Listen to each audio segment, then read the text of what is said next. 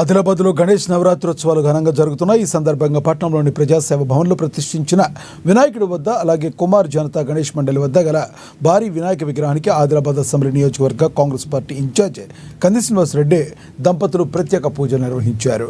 పూజ అనంతరం గణనాయకుడికి హారతితో పాటుగా నైవేద్యాలు సమర్పించారు. ప్రజలందరూ సుఖశాంతులతో ఉండాలని వినాయకుడిని ప్రార్థించారు.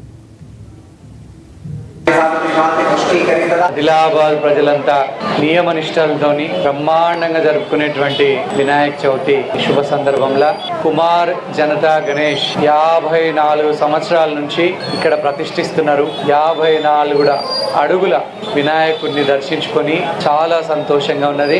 మనసు ప్రశాంతంగా అనిపిస్తున్నది.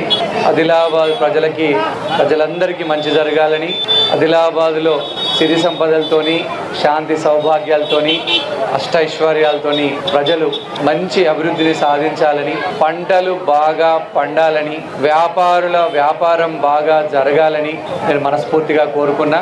బ్రహ్మాండంగా చాలా సంతోషంగా ఉన్నది. 54 అడుగుల గణేశుడు ఇప్పుడే చెప్తా ఉన్నారు మా ప్రమోద్ కత్రి అన్న, ఇది తెలంగాణలోనే సెకండ్ హయ్యెస్ట్ అత్యంత పొడవైనటువంటి గణేషుని విగ్రహం అని చాలా సంతోషంగా ఉన్నది.